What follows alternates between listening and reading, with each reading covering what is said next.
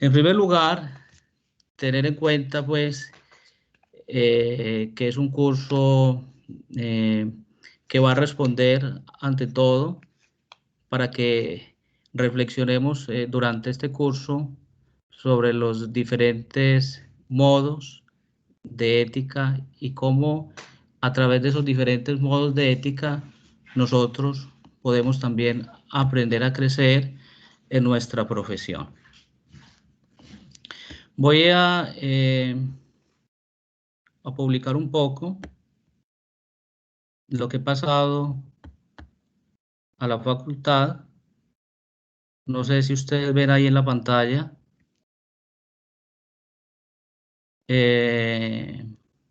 Alguien que me diga, me escriba por chat si ven la publicación en la pantalla. Hasta el momento no se ve nada. No se ve nada, gracias.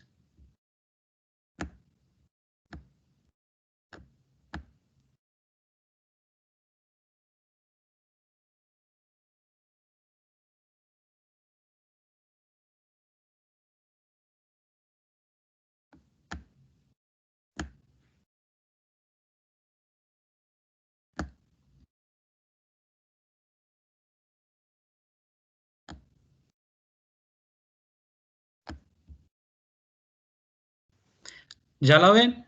¿O todavía no la ven? Ahora sí. Ok, muchas gracias. Yo tan mal educado, no me presenté. Mi nombre es Eduardo Moreno. Soy sacerdote. No soy chileno, soy colombiano, soy de la ciudad de Medellín.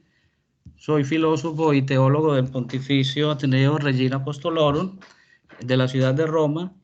Y como les decía al inicio, hace poco me pidieron el favor de dar este curso de ética cristiana. Por eso la semana pasada no tuvimos clase. Alguien me preguntaba el por qué la semana pasada no tuvimos clase.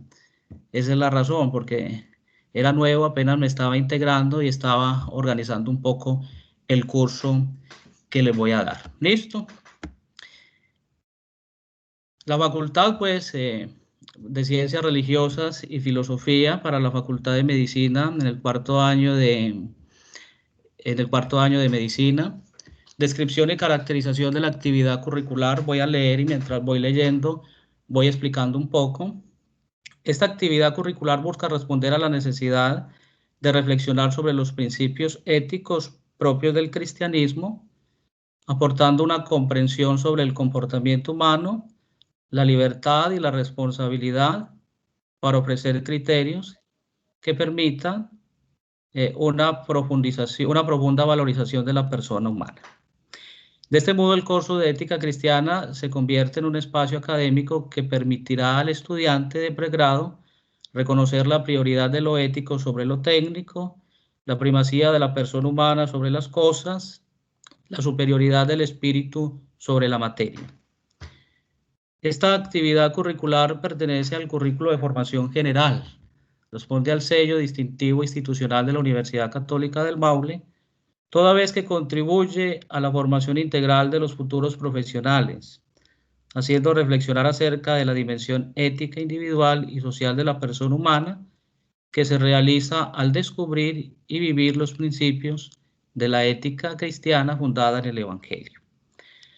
Las estrategias metodológicas utilizadas en este curso tienen relación con un acercamiento a las fuentes primarias de la ética cristiana, fuentes propias de la revelación, que son la Sagrada Escritura, el Magisterio de la Iglesia, para establecer un diálogo permanente con la realidad actual, especialmente con aquellas acciones que están en juego, valores fundamentales del hombre y de la sociedad. Les explico un poco. ¿Listo? Básicamente, la ética cristiana responde a una necesidad de apuntar a la integralidad de la persona y sobre todo a la integralidad de la formación ética de los futuros profesionales, ¿ya? Por eso toda esta actividad curricular de la ética cristiana busca sobre todo, como decía al inicio, en el primer párrafo, responder a la necesidad de reflexionar sobre esos principios éticos del cristianismo. Por eso el título se llama Ética Cristiana. Se va a convertir de todas formas, aunque sea una actividad curricular de carácter y de necesidad reflexiva, se convierte también en un espacio académico, lógicamente. Y este espacio académico nos va a permitir, tanto a ustedes como también a mí como profesor, de reflexionar sobre la prioridad de lo ético, como dice textualmente este documento del Magisterio de la Iglesia Católica, Ex Corde Ecclesiae, en el numeral 18, reconocer la prioridad de lo ético sobre lo técnico, y esto nos lleva a reconocer la primacía de la persona humana sobre las cosas y también la superioridad del espíritu sobre la materia.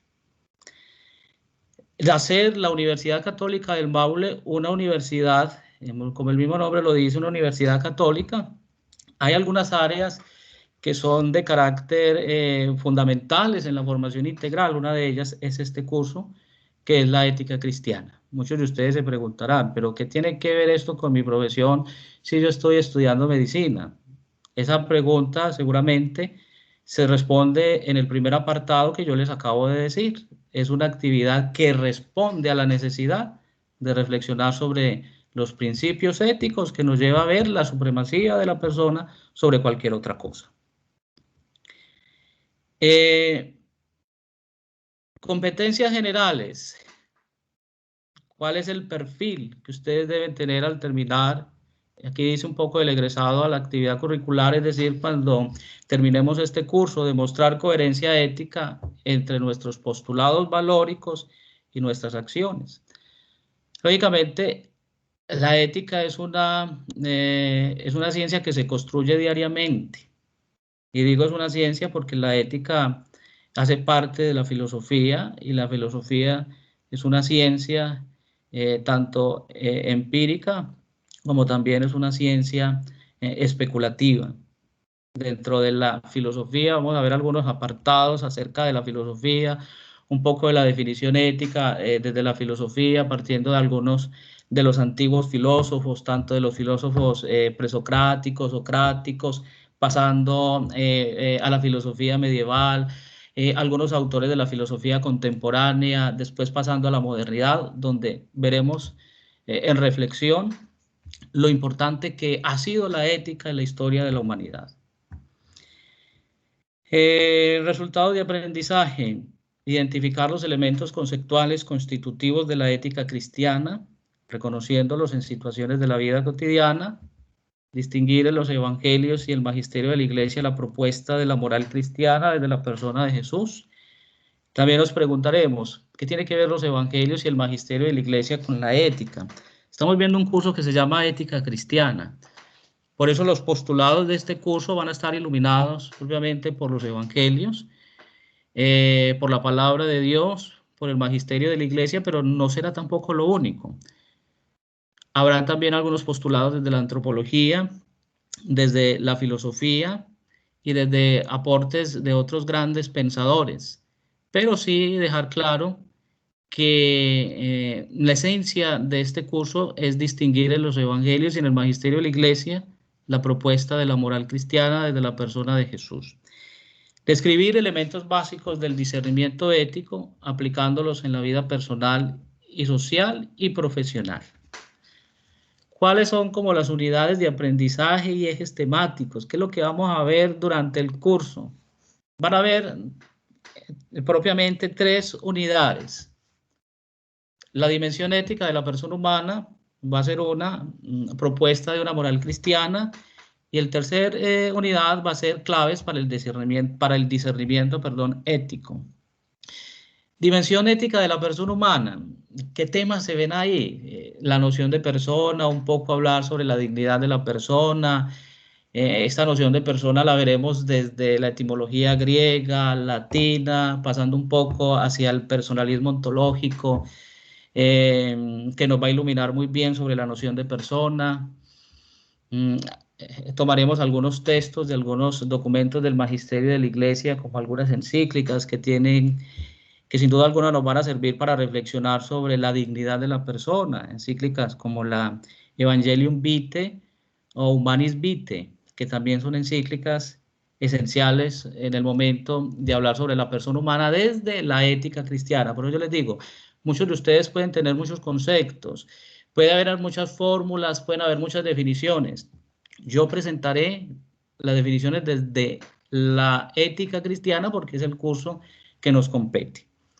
Conceptos básicos de ética, se los decía hace un inicio, un poco hablar desde la ética, desde la filosofía, desde la moral cristiana, desde el magisterio de la iglesia, tomando algunos autores como Joseph Ratzinger, entre otros.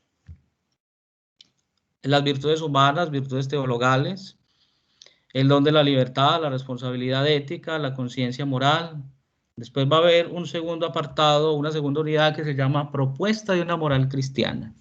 Hablaremos sobre el etos bíblico, la praxis de ese etos bíblico en la persona de Jesús, sus valores, sus principios éticos y qué nos puede servir a cada uno de nosotros para nuestra vida y sobre todo para nuestra profesión, para ustedes que son futuros médicos. Y hablaremos un poco sobre la doctrina social de la Iglesia, la solidaridad cristiana. Y en la tercera unidad veremos algunas claves para el discernimiento ético. Estas claves para el discernimiento ético tendrán que ver sobre los pasos del método de discernimiento.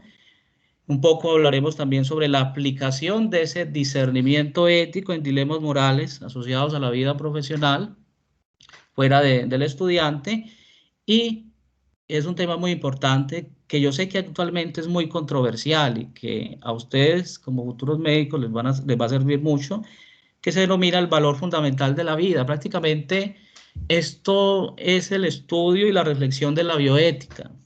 Y digo para ustedes es muy importante porque ya en los grandes hospitales hay comité de bioética y esto es necesario que ustedes lo manejen para que desde la conciencia moral y ética que cada uno de ustedes tengan, sepan actuar en su profesión frente a ciertas situaciones que se les pueda presentar.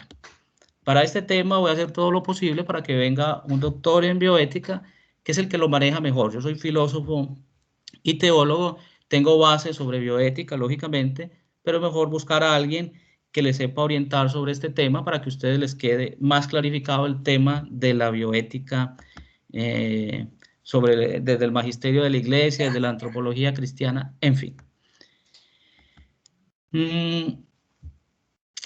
Estrategias de enseñanza y aprendizaje. ¿Qué vamos a hacer? Si yo me quedo hablando siempre las 2 horas de clase, los voy a aburrir a ustedes y ustedes se van a aburrir también, pues se van a aburrir de escucharme y yo también me voy a cansar de hablar. Lógicamente la clase la voy a dar yo soy el profesor, pero sí vamos a leer algunos textos del magisterio de la iglesia, algunas encíclicas, algunos documentos, vamos a hacer trabajos de reflexión personal. Esto de exposición, vamos mirando a ver cómo lo podemos hacer, si se da, porque de todas formas las clases virtuales nos limitan de muchas cosas, eso no se puede esconder.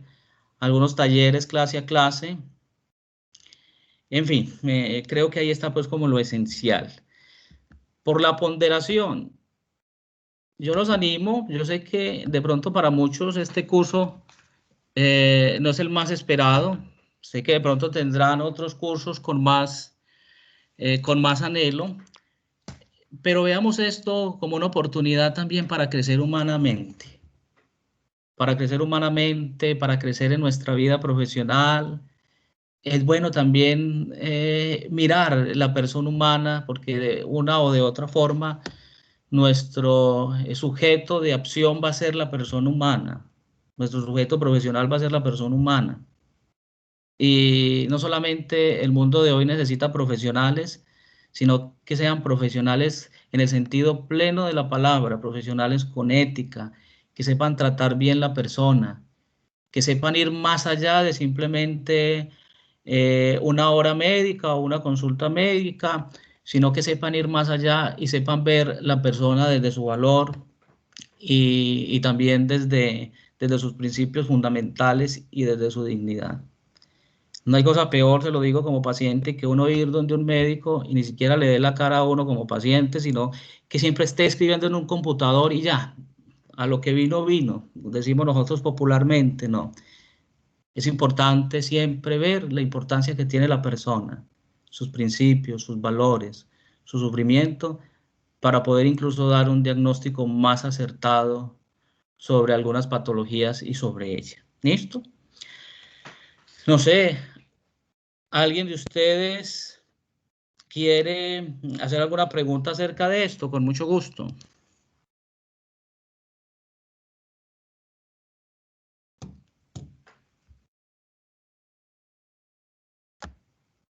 Muy bien, entonces continuemos con la clase. Vamos a comenzar con la clase y vamos a comenzar hablando un poco sobre el término persona, que es el primer eje temático que nos aparece en la programación de este curso, ¿vale? ¿Qué es la persona?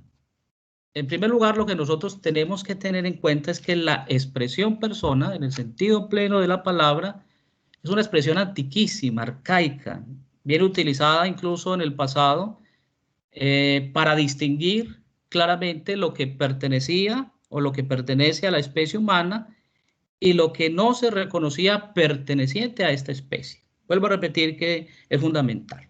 Primero, entonces estoy hablando de la persona, estoy diciendo que la expresión persona venía utilizada en el pasado para hacer una distinción clara entre lo que pertenecía a la especie humana y lo que no se reconocía perteneciente a esta especie.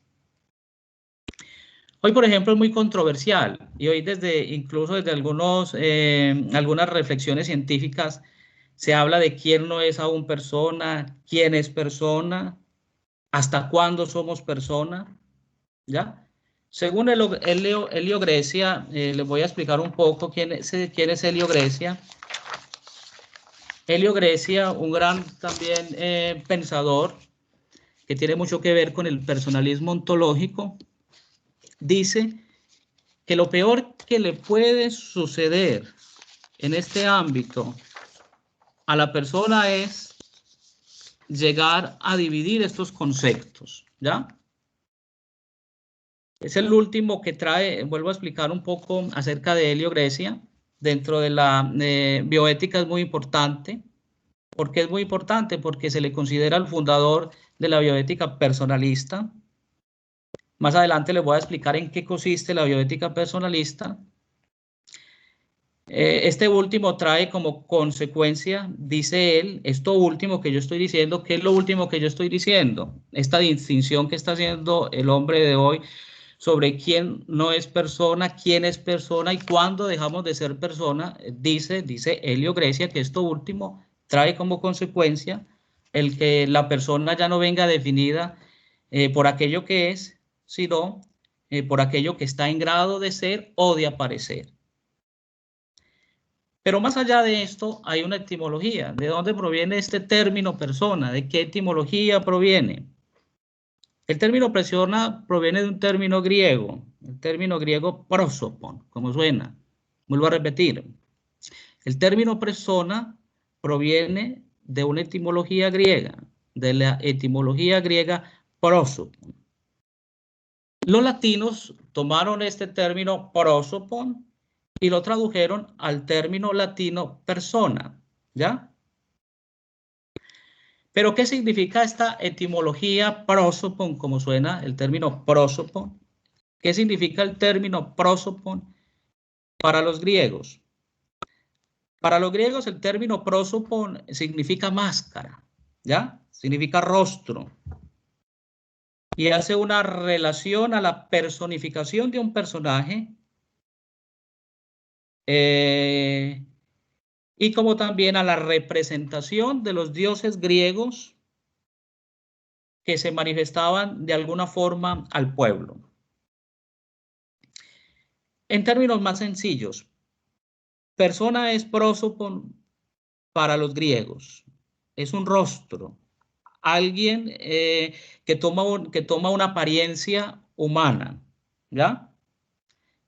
El rostro para los griegos es sinónimo de identidad. El rostro, para los griegos es también síntesis del ser persona.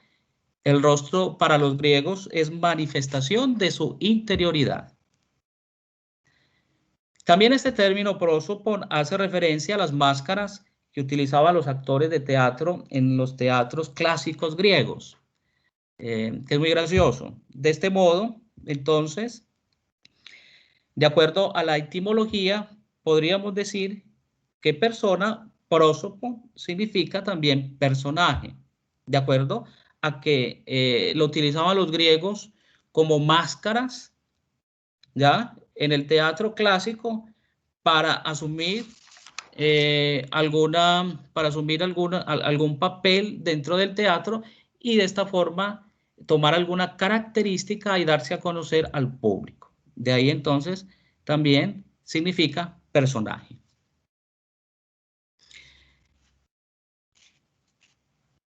Pero propiamente este término persona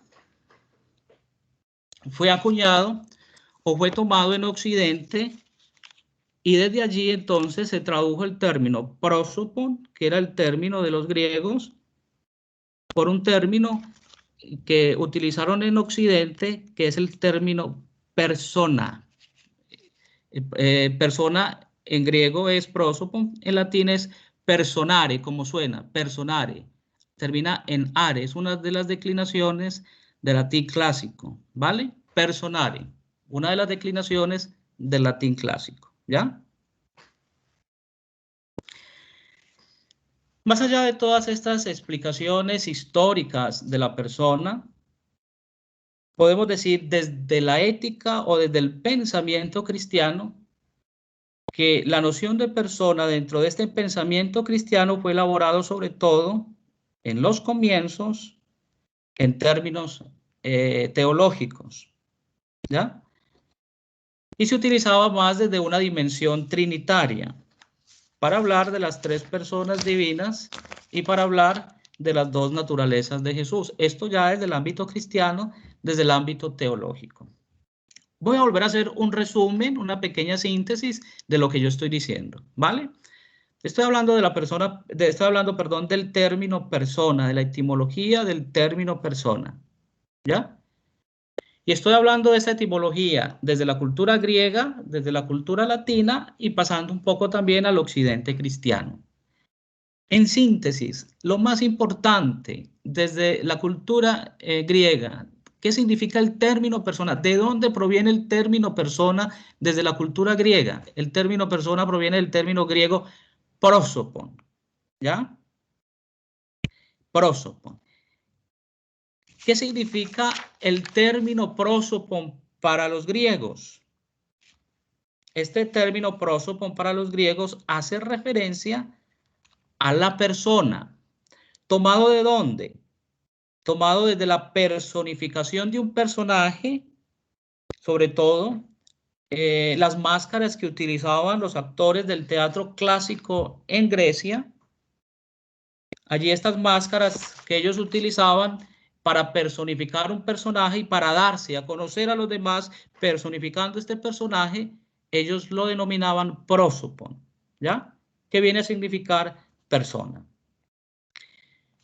En el término latino, el término persona proviene del término personare, como suena, es decir, desde la declinación latina, una declinación del latín clásico, personare, are, es una de las declinaciones de del latín clásico. ¿Qué viene a significar esta declinación de latín clásico personare? Significa persona, significa individuo. Ya desde el cristianismo o desde la mentalidad cristiana, este término persona es elaborado desde términos cristianos, es decir, para reconocer la presencia de Dios en tres personas. Lo que pasa es que no quiero enredarlos con toda esta terminología griega. Ellos utilizaban este término para hablar de las personas divinas, es decir, del Padre, del Hijo y del Espíritu Santo, un solo Dios en tres personas divinas. Utilizaba el término hipóstasis, es decir, tres personas. El Padre, el Hijo y el Espíritu Santo, para llegar a sintetizar que es una misma sustancia, una misma esencia, ¿ya?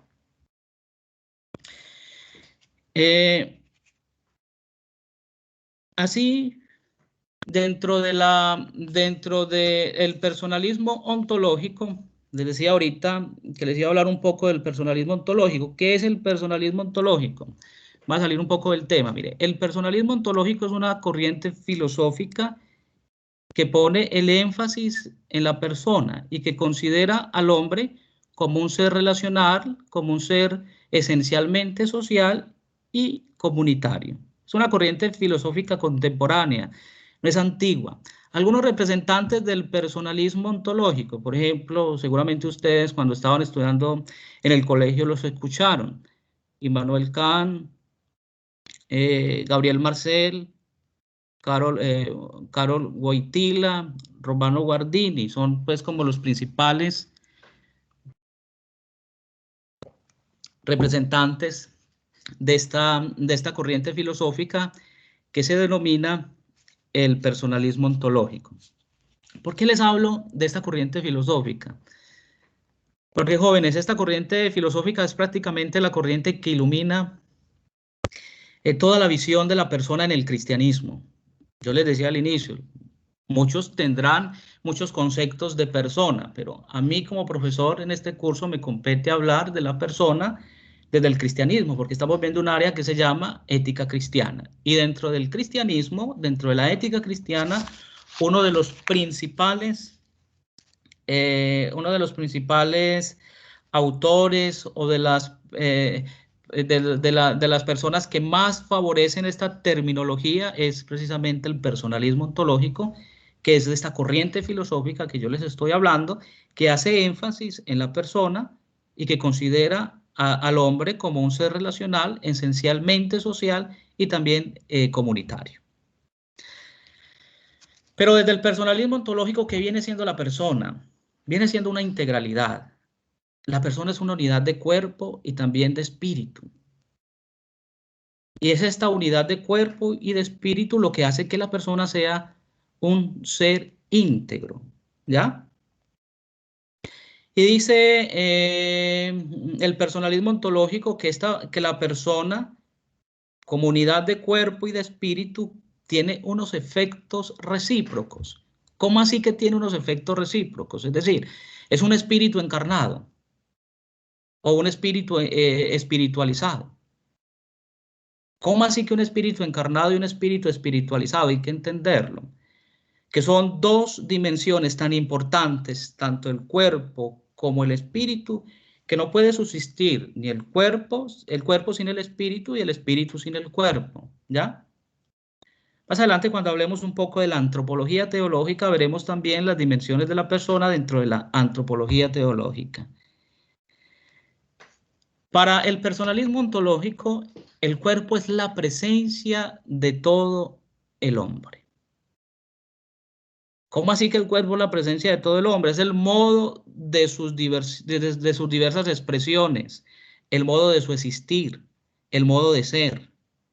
Por tanto, esto es lo que lleva a considerar al hombre, no solamente como una parte corporal, sino también como una parte existencial. ¿Me hago entender? El cuerpo para el personalismo ontológico representa un valor objetivo, es valor para la sociedad, pero también representa un valor subjetivo, es decir, es un valor para uno mismo.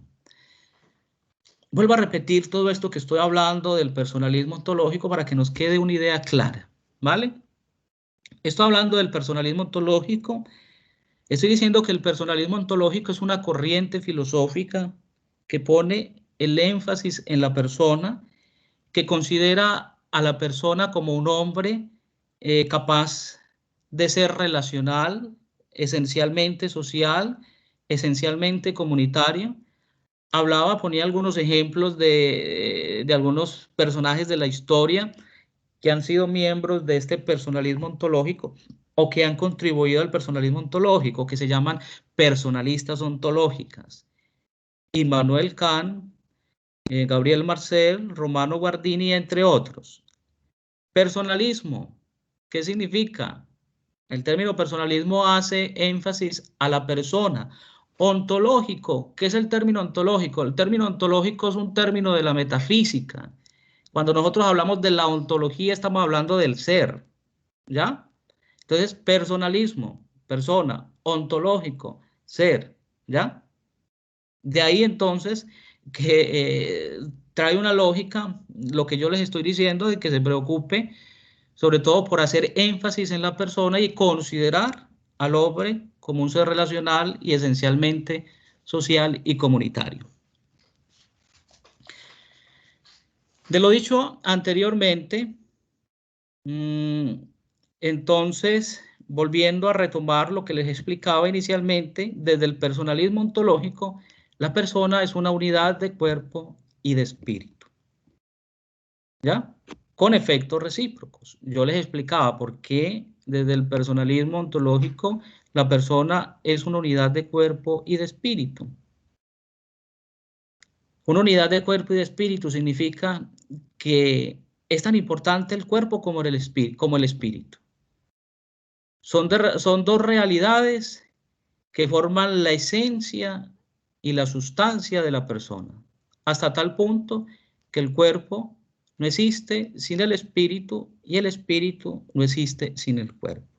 Lógicamente, sin caer en una idea platónica o en un dualismo platónico, ¿ya?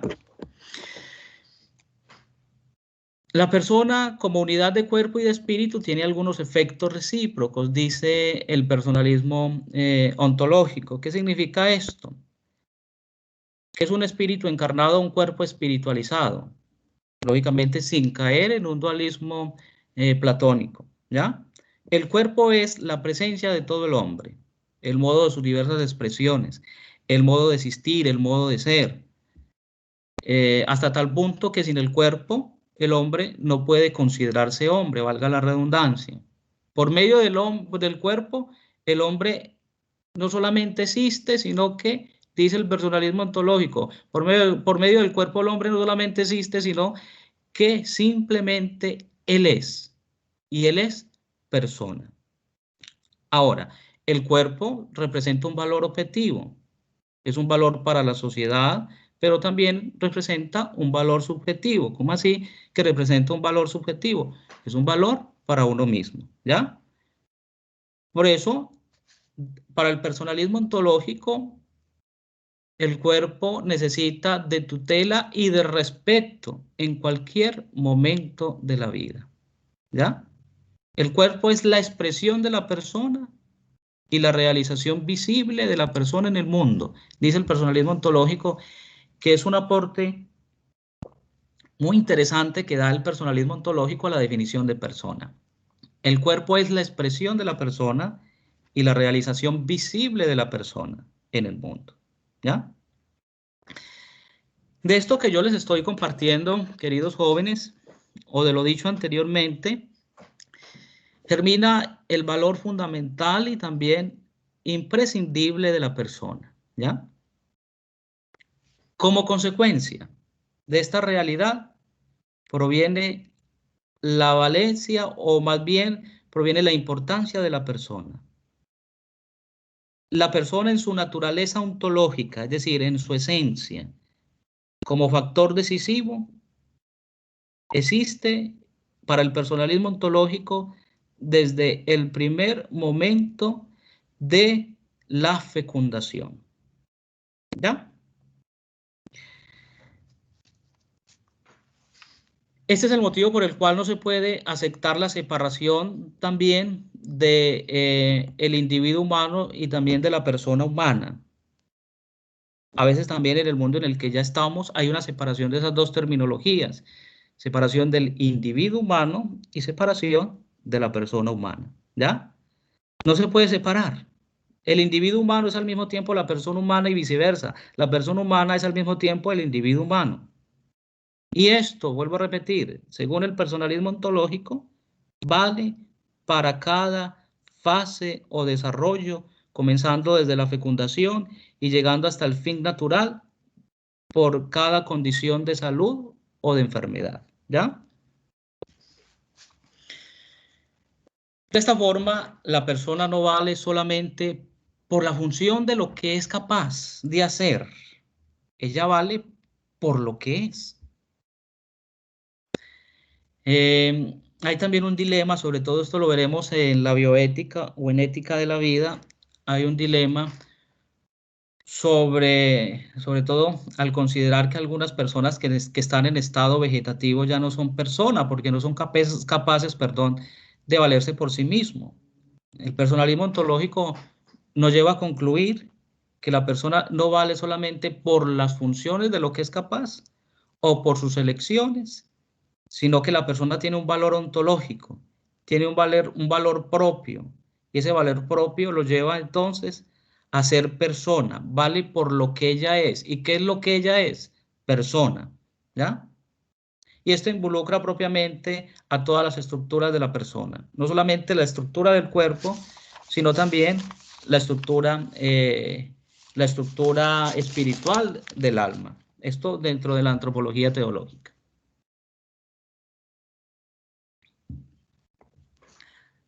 No sé si tienen alguna pregunta hasta el momento.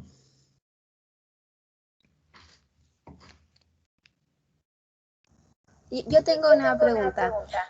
Hola, ¿con quién tengo el gusto? ¿Eres Renata? Renata. Hola, Renata, ¿cómo estás? Hola, bien. Dime. Mi pregunta es que, entonces, si alguien fallece, ¿pierde la calidad de persona porque ya no es el cuerpo y espíritu? Eso lo veremos más adelante. Muy buena tu pregunta, Renata. Muchas gracias por hacerla. Eso lo veremos más adelante cuando hablemos de la persona dentro de la antropología, ¿ya? Que yo les hable un poco de los términos, algunos términos del hebreo y también del arameo. Y veremos que la persona es una integralidad, ¿ya?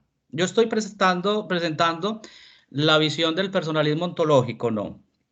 Para el personalismo ontológico, la persona sigue siendo persona incluso porque el personalismo ontológico está muy marcado por la teología, por la antropología teológica, sobre todo por la teología cristiana y la teología católica, indudablemente. Yo no puedo esconder eso, ¿ya? De pronto, en estos postulados que yo he preguntado, que he expuesto, Renata, se da a entender eso, ¿cierto? Que la persona deja de ser persona cuando el cuerpo muere. Pero por eso yo les decía al comienzo que desde el personalismo ontológico la persona es una unidad de cuerpo y de espíritu. Lo que muere es el cuerpo, ¿ya? Pero el espíritu es un elemento espiritual que siempre subsiste. Y el espíritu queda a la espera. Podrá sonar raro. Yo sé que de pronto esto para la mentalidad de ustedes, porque son jóvenes y científicamente esto solamente se puede esclarecer a la luz de la fe. Ese cuerpo que muere, ese espíritu que queda a la espera de una resurrección del cuerpo desde la antropología cristiana católica. ¿Me hago entender? La dignidad de la persona no se elimina o no va simplemente hasta la muerte del cuerpo. ¿Qué denominamos nosotros, Renata, de muerte? Le voy a explicar un poco el término muerte. Para la antropología cristiana, Renata, el cuerpo es la separación del alma y del cuerpo, ¿ya? Esa es la muerte, perdón, la separación del alma y del cuerpo. En el momento que la persona fallece, fallece el cuerpo, pero no fallece el alma. Hay una separación del alma y del cuerpo, y esa separación del alma y del cuerpo es lo que hace que el cuerpo muera, porque según la antropología teológica, el alma está tan sujeta al cuerpo que es el elemento vital del cuerpo, que al ya no estar conectada con el cuerpo entonces muere. ¿Dónde queda esa alma? Esa alma queda a la espera en unos estados de vida que la antropología teológica define como cielo, como infierno o como purgatorio, a la espera de la resurrección del cuerpo. ¿Cuándo sucederá? No sabemos ni el día ni la hora, simplemente es algo que nosotros contemplamos desde la luz de la fe. Al nivel de la ciencia jamás podremos entender una cosa de estas porque racionalmente nuestra cabeza no nos da para entender semejante cosa. ¿Me hago entender? Sí, pero mi duda va así como estrictamente a lo que sería el personalismo ontológico. Entonces, el personalismo ontológico define que no puede existir el espíritu sin el cuerpo, o a eso hay que mezclarlo también con la mirada antropológica? Mira, Renata, desde el personalismo ontológico la persona es una unidad. Desde el primer momento de la fecundación. Por eso el personalismo ontológico defiende mucho la vida desde el primer momento de la fecundación, ¿ya? Y de ahí se basa la Iglesia católica para rechazar el aborto, ¿ya? En sus primeras fases. ¿Me hago entender? Porque tanto para el personalismo ontológico como para la doctrina católica y para la doctrina cristiana, porque no solamente es una doctrina del catolicismo, sino también una doctrina del cristianismo, la persona desde el primer momento de la fecundación, perdón, desde el primer momento de la fecundación ya hay una persona, y hay una persona en su integralidad, en una unidad que es cuerpo y espíritu, ¿ya? Lógicamente, con efectos recíprocos cada uno, porque el cuerpo tiene una función, el espíritu tiene otra función. El cuerpo, ¿se acuerdan lo que yo decía al inicio? Es un espíritu encarnado y un cuerpo espiritualizado, es decir, dos realidades tan profundamente conectadas y unidas que no se puede entender la una sin la otra. ¿Me hago entender? Sí, Gracias, Renata, por tu pregunta. yo sé por responderle. ¿Alguna otra pregunta?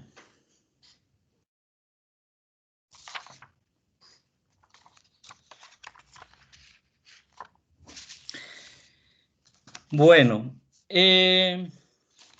ya no hay más preguntas, entonces hablemos un poco de la dignidad de la persona. ¿Qué significa ese término dignidad? Antes ya de meternos un poco desde la antropología teológica, ¿vale? A veces nosotros hemos escuchado hablando qué significa eso de dignidad. Hablamos de la persona, de la dignidad de la persona, pero ¿qué significa eso de la persona digna o de la dignidad de la persona? A ver, ¿quién de ustedes me contesta? Estoy calificando la participación. ¿Qué significa eso de la dignidad de la persona? Respeto. ¿Con quién hablo? Felipe. Felipe, dime Felipe. Dignidad es como respeto que una persona merece. ¿Me Sí, escucha? te escucho perfectamente, Felipe. Sí. El respeto que una persona merece. ¿Y por qué esa persona merece respeto? A ver. Porque es una persona. Ok, bueno, eso es una buena respuesta. Gracias, Felipe. ¿Qué más significa dignidad? Cuando nosotros hablamos, eso lo escuchamos en cada instante en las noticias, que escuchamos hablando de la defensa de los derechos humanos, de la dignidad de la persona humana. Eso es algo muy, muy común. Incluso dentro de la ONU hay una comisión que propiamente trata la dignidad de la persona humana y está a cargo de que la dignidad y los derechos fundamentales del ser humano se respeten en el mundo y en la sociedad. ¿Qué significará eso de la persona humana? Perdón, de la dignidad humana. Quizás tiene como relación con otorgarle un valor a la persona Sí. por ser ella. Ujú. Por ser persona, muy bien. Mire, el término digno. El término, ya les dije qué significa el término persona, de dónde proviene el término persona. Ya les expliqué que el término persona proviene del término latino personare, ¿cierto? Ya les expliqué eso. ¿Qué significa entonces el término digno? El término digno proviene de otra etimología latina, la etimología latina dignus, como suena, D-I-G-N-U-A-S, dignus. Voy a ver si se las escribo acá para que ustedes lo tengan presente.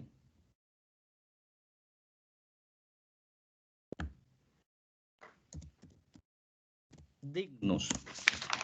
¿Ya? Mire, estas dos últimas frases son de una declinación latina, el latino clásico también. ¿Qué es la cuarta declinación? ¿Ya? Dignus. Cuando yo les hablaba de persona, voy a hacer un paréntesis aquí, les hablaba del término latino personare, ¿ya? Are es otra de las declinaciones del latín clásico, la primera declinación. ¿Pero qué significa el término dignus? La etimología latina digno proviene del término latino dignus, ¿ya? ¿Qué significa el término latino dignus? Implica una posición de prestigio, ¿ya? Adquiere como un sentido de excelencia. Y ese término latino dignus corresponde a su sentido griego axio. Se lo voy a escribir. ¿Ya? Ese término dignus corresponde en su sentido griego a axios. ¿Qué significa este término? Valioso, apreciado, merecedor. De allí entonces deriva dignitas, dignidad, es decir, mérito, prestigio, un alto rango que tiene la persona en la sociedad y en la creación. Y se parte de la persona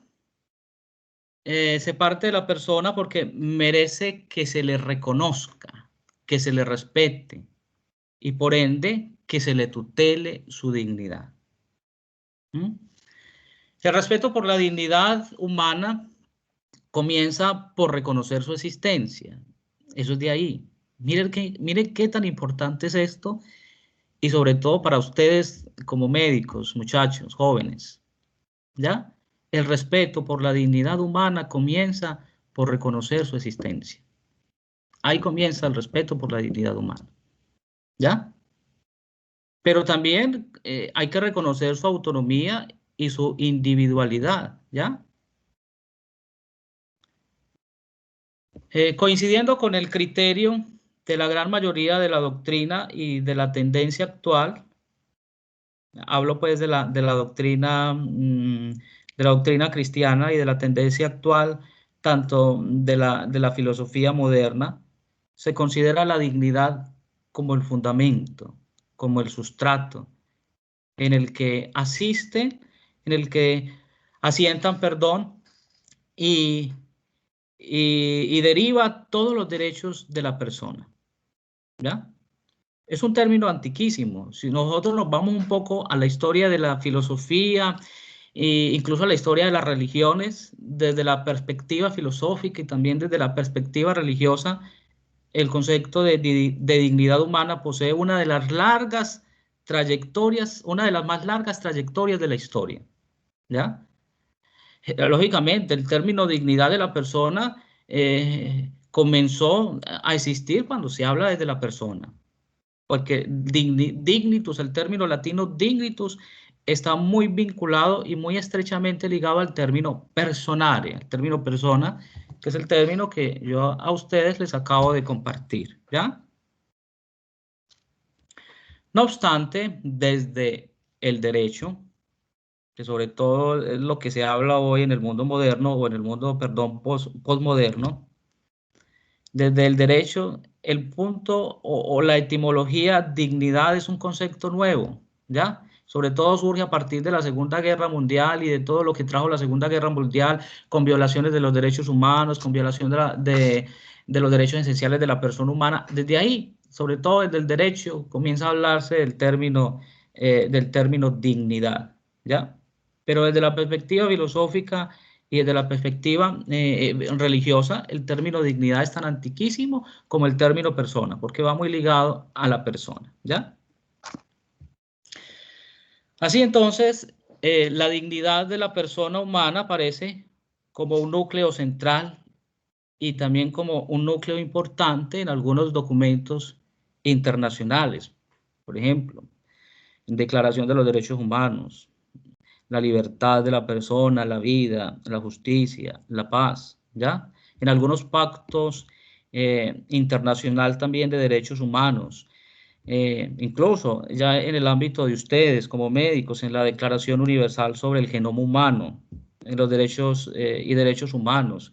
Es un hermoso documento que ojalá ustedes se lean, es un documento del año de 1997, se llama Declaración Universal sobre el Genoma Humano, que es un documento interesante que a ustedes les pueden servir en su práctica profesional. Algunas declaraciones internacionales sobre los datos genéticos humanos. Esta es una declaración del año 2003. Y, por ejemplo, Convención, perdón, de Derechos Humanos y de Biomedicina también tiene documentos muy interesantes sobre la defensa de la vida y sobre la dignidad de la persona, ¿ya? Vuelvo a repetir para que les quede muy claro esto. Estoy hablando de la dignidad, ¿ya? Les estoy diciendo qué significa el término dignidad. ¿De dónde proviene ese término dignidad? El término dignidad, se los escribí en el chat, proviene del término dignus. Les decía que corresponde también al latín, en la cuarta declinación del latín, y que viene a traducir principalmente prestigio, sentido de excelencia, y que este mismo término dignos corresponde en su sentido griego al término axios. En otras palabras, de una forma más simple y más sencilla, mire, dignidad del término latino proviene del término dignus, ¿ya? Y el término griego, el término axios. ¿Me hago entender? En el término latino, el término dignidad, ¿qué viene a significar? Implica una posición de prestigio, sentido de excelencia. En el sentido griego, el término axios, ¿qué viene a significar? Viene a significar valioso, apreciado, merecedor. ¿Ya? De estos dos términos, tanto el término dignus como el término griego axios, se deriva en lo que nosotros hablamos hoy, dignidad, mérito, prestigio, alto en rango, en fin. También les decía que es un término antiquísimo, desde la historia de la humanidad, si nos vamos a hablar un poco desde la perspectiva filosófica, desde la perspectiva religiosa, es un término antiquísimo, tan antiguo como el término persona, ¿ya? Y que posee una larga trayectoria histórica.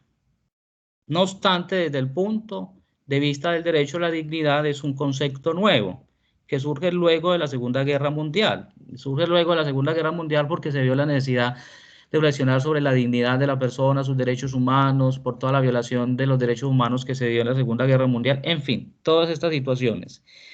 Y así entonces la dignidad de la persona humana aparece en el núcleo central, de ahí en adelante en algunos documentos internacionales y en algunas también declaraciones internacionales sobre los derechos fundamentales de la persona. Les hablaba de algunos, son los más importantes, pero hay muchísimos, innumerables documentos que nos hablan de la dignidad de la persona y del respeto por la dignidad de la persona. Por ejemplo, pactos internacionales de derechos humanos, declaraciones, hay una declaración muy interesante que yo les decía a ustedes del año de 1997, Declaración Universal sobre el Genoma Humano, sobre los derechos humanos. También un documento del año 2003 que también yo les compartí a ustedes, que es la Declaración Internacional sobre los Datos Genéticos Humanos, y la Convención de Derechos Humanos, Convención, perdón, de los Derechos Humanos y de Biomedicina, que es pues como lo que a ustedes les compete, sobre todo en el ámbito de lo que se están preparando. ¿Listo? Bueno, hablemos un poco. Llevamos ya 1 hora, ¿cierto? Descansemos 5 minutos. A ver, son las 18 y comenzamos a las 17:55. Son las 18:51. Descansemos 5 minuticos y en 5 minuticos continuamos, ¿vale? Profe. Ya. Sí, profesor.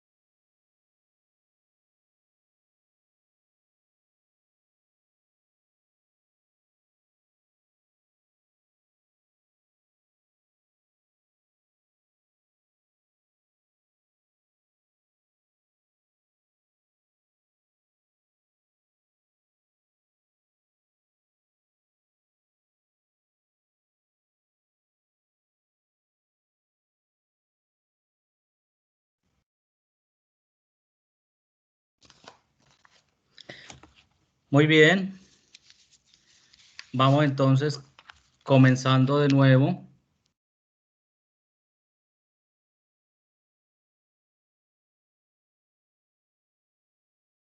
Vamos comenzando de nuevo, por favor. Sí, profe.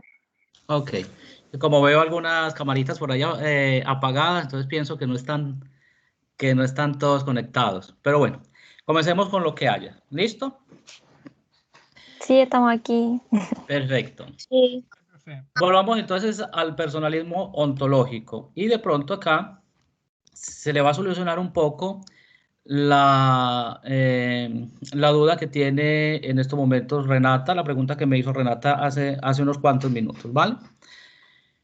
El hombre es un ser unitario, cuerpo, alma y espíritu, ¿ya? Cuando la Sagrada Escritura habla del hombre en su totalidad, hace algunas diferenciaciones terminológicas, antropológicas que se utilizan en la Biblia, ¿ya? ¿Cuáles son esas diferenciaciones antropológicas o esos términos antropológicos diferenciados que nos muestra la palabra de Dios, del cual también se basa el personalismo ontológico para hablar de la integralidad de la persona como cuerpo, alma y espíritu? Basar, nefex, el término roach, son términos del hebreo. Por ejemplo, está el término lev, el término psique, el término sark o el término neuma. Pero básicamente me interesa básicamente tres términos. El término basar, que es un término del hebreo antiguo. El término nefes, aquí cometí un error, nefes lleva tilde en la primera E, nefex, y el término roach significa lo siguiente, traducido del hebreo al español nuestro. Basar, carne, nefex significa alma y el ruach significa el espíritu. Desde estos tres términos, perdón, desde estos tres términos del hebreo, el personalismo ontológico entonces habla de la unidad de la persona, cuerpo, alma y espíritu. Dice uno de los pensadores de la filosofía, también es un gran filósofo y fue un gran filósofo y un gran teólogo, Tomás de Aquino, escolástico. Dice Tomás de Aquino que el alma es forma del cuerpo, ¿ya? Y viene a decir entonces con esto que no son dos sustancias originalmente independientes, sino unidas. Era la pregunta que tú de pronto me hacías, Renata, ¿ya? Originalmente independiente y unidas. Posteriormente, desde los principios entitativos, están coordinados y están relacionados en un mismo ser humano. Explico un poco estos términos que dice Santo Tomás de Aquino, ¿ya? Dice Tomás de Aquino, el alma es forma del cuerpo, no son dos sustancias originalmente, sino no son dos sustancias originalmente divididas, sino que son dos sustancias totalmente unidas, no independientes, sino totalmente unidas. Y desde esos principios entitativos se coordina y se relaciona lo que es la persona humana. El término entitativo es un término también de la metafísica que viene a significar entitativo, ente. ¿Qué viene a significar el término ente? Significa lo que podemos nosotros ver, palpar, sentir, lo que tiene vida, ¿ya? Lo que tiene movimiento. Es un término muy utilizado dentro de la filosofía, sobre todo desde el área metafísica. Entitativa, ente, ser, lo que vive, ¿ya? Entonces, desde principios entitativos, es decir, desde el principio del ser, de la creación, estos dos elementos en el ser humano, tanto el alma como la forma que es su cuerpo, están relacionados y forman la integralidad de la persona, ¿ya? Lógicamente, Santo Tomás va en contraste de la tendencia platónica y también de la tendencia estoica y desde la tendencia agustiniana. Recordemos un poco algunos personajes de la filosofía, sobre todo la filosofía presocrática. Ustedes recuerdan a Platón, gran filósofo griego, seguidor de Sócrates, maestro de Aristóteles, que en el año 387 a.C. fue fundador de la Academia de Atenas, una institución que continuó durante 900 años, a los cuales el gran filósofo Aristóteles acudió para estudiar filosofía alrededor del año alrededor también del año 367. Corrijo un poco la fecha. En el año de 357 fue la fundación de esta Academia de Atenas, donde ingresó Aristóteles en el año de 367 antes de Jesucristo. Muy bien. La terminología dualista, que manejaba Platón, que lógicamente contradice la esencia de la persona, donde prácticamente el cuerpo estaba encarcelado en el alma del hombre. Totalmente Agustín se separó de esa tendencia dualista para llegar entonces a concluir también en la integralidad de la persona de esos dos elementos fundamentales.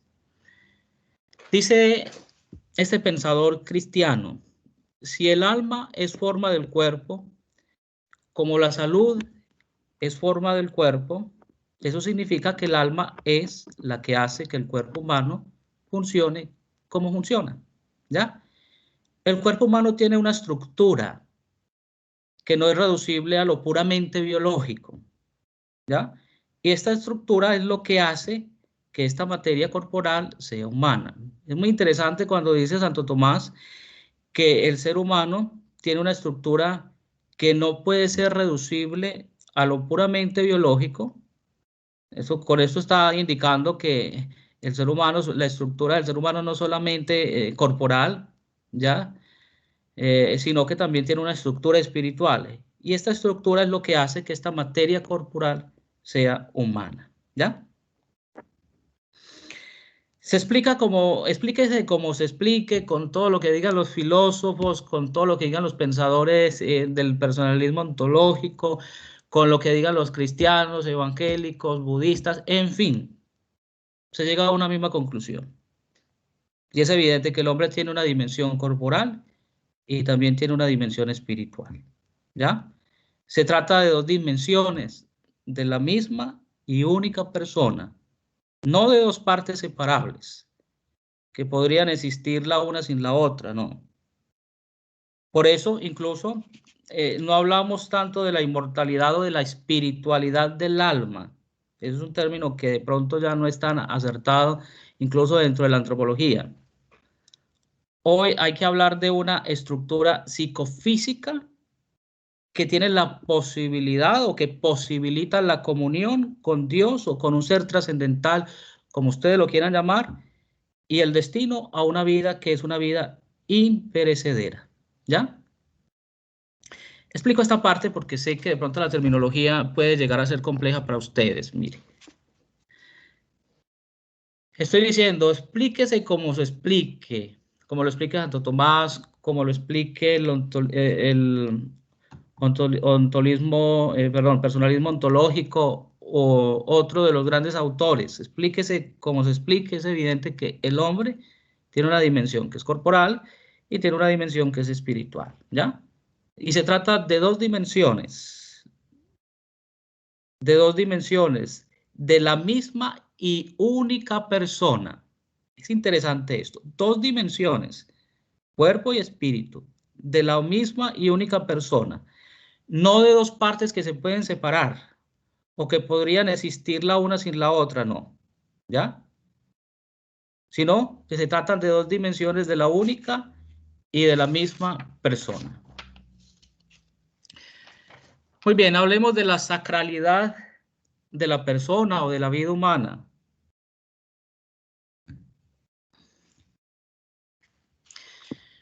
En la encíclica Evangelium Vitae, que es la encíclica que ustedes van a leer para la próxima clase, la próxima semana, en el numeral 53 Dice el Evangelium Vitae una frase que nos puede servir un poco para introducir este subtema de la sacralidad de la persona. Dice el Evangelium Vitae: la vida humana es sagrada porque desde su principio o desde su inicio comporta,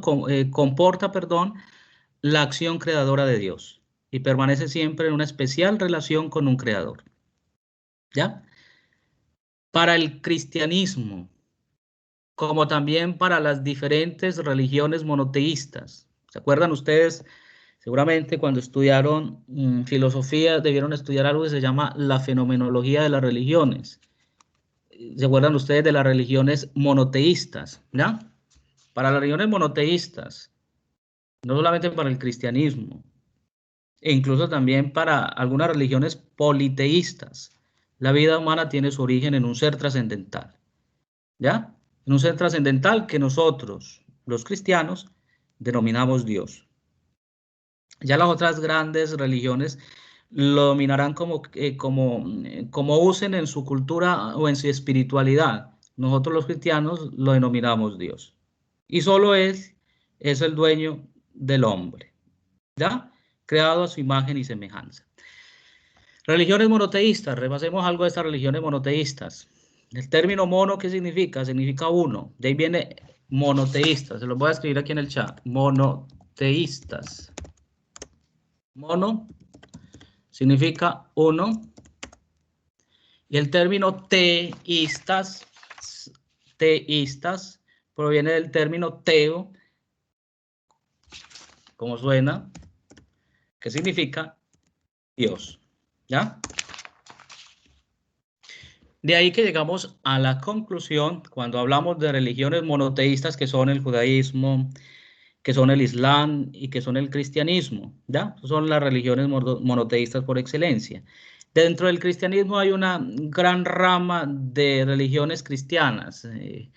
Los ortodoxos, la Iglesia Ortodoxa Rusia, que inicialmente hacía parte de la Iglesia Católica y que se separó por un problema que tuvieron de algunas terminologías doctrinales. Los anglicanos, dentro de los anglicanos está la reforma protestante, perdón, está también la reforma protestante de Martín Lutero, que no, corrijo, no es anglicana.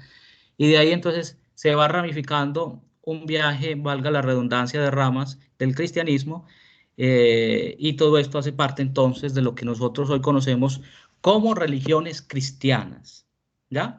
Todas ellas llegamos a la misma conclusión: la vida tiene su origen en Dios y solo Él es el dueño de la vida del hombre, porque ha creado al hombre a su imagen y a su semejanza.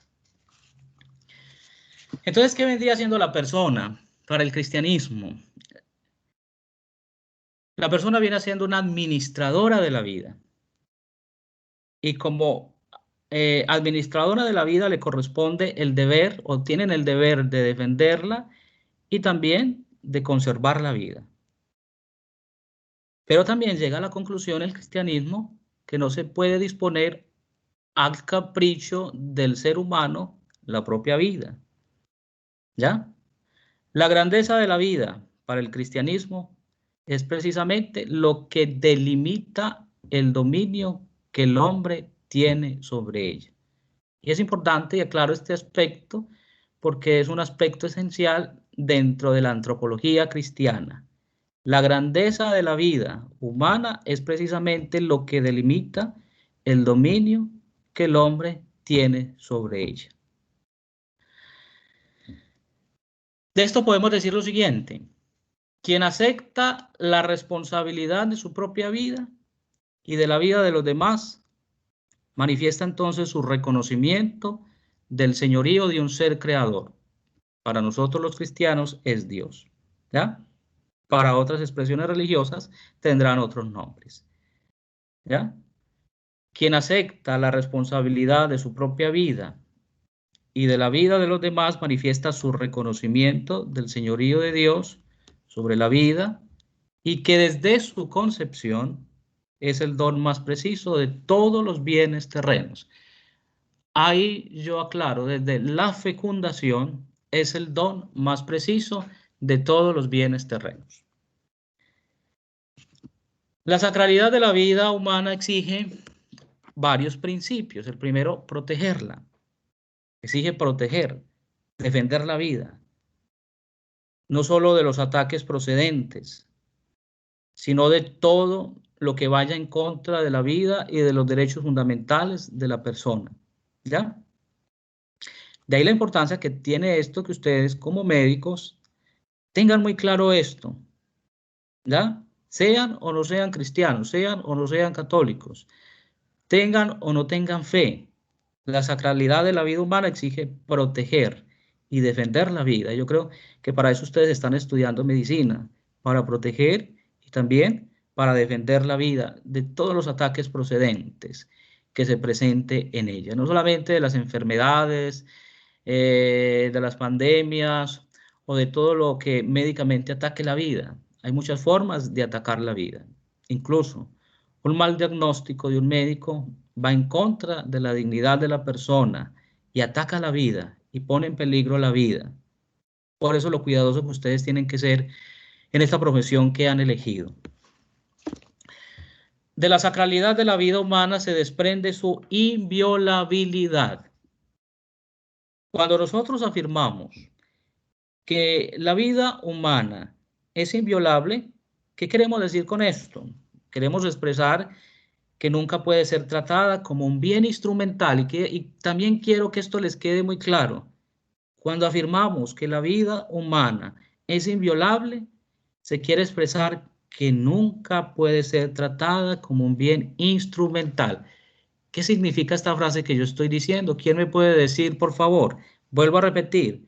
Cuando afirmamos que la vida humana es inviolable, se quiere expresar que nunca puede ser tratada como un bien instrumental.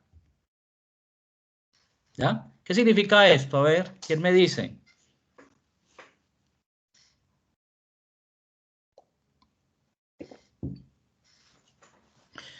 Nadie. ¿Qué significa esto? Cuando afirmamos que la vida humana es inviolable, se quiere expresar que nunca puede ser tratada como un bien instrumental.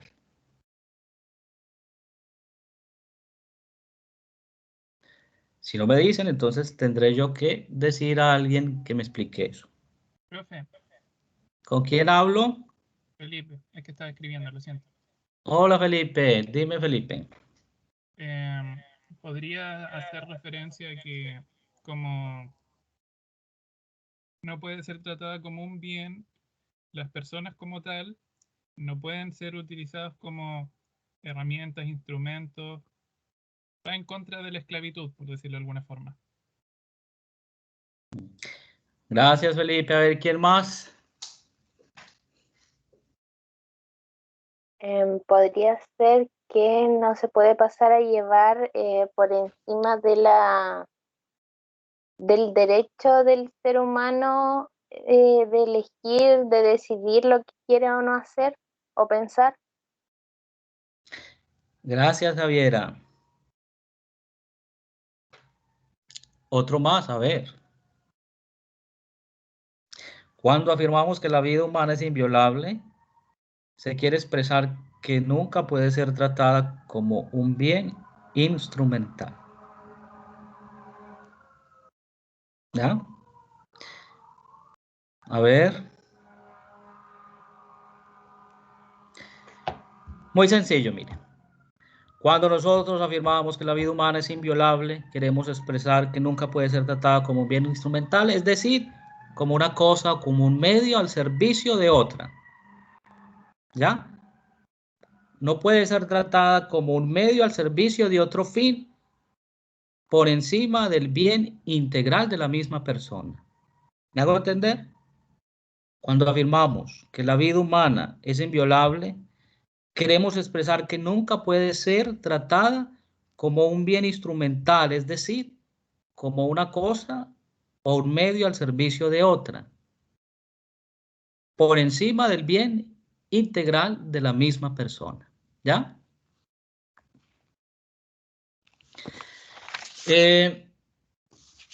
De manera positiva, que la vida humana es inviolable solamente por el mismo hecho de ser vida humana, que creo que alguien ahora cuando hice una pregunta, prácticamente esto fue la respuesta que me dio, estuvo muy bien.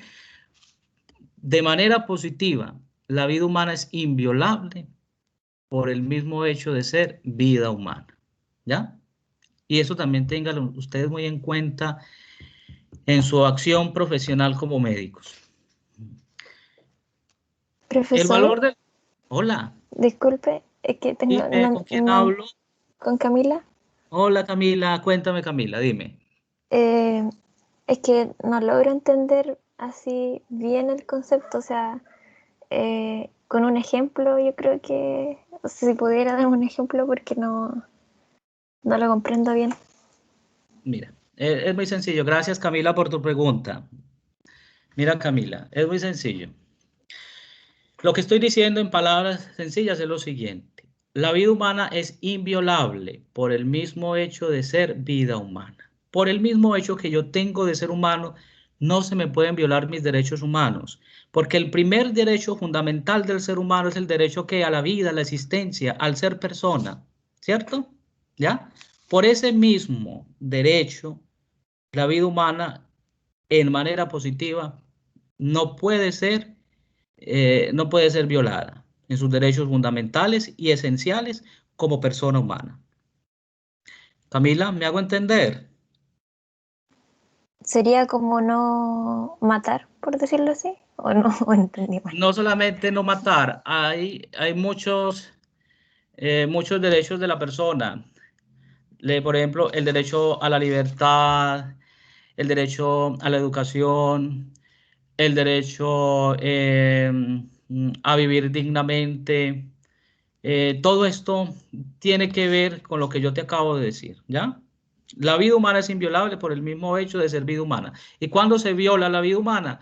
Cuando vamos en contra de todos aquellos derechos fundamentales de la misma persona humana, ¿ya? Ah, ya. Muchas gracias. A ti, Camila, por preguntarme.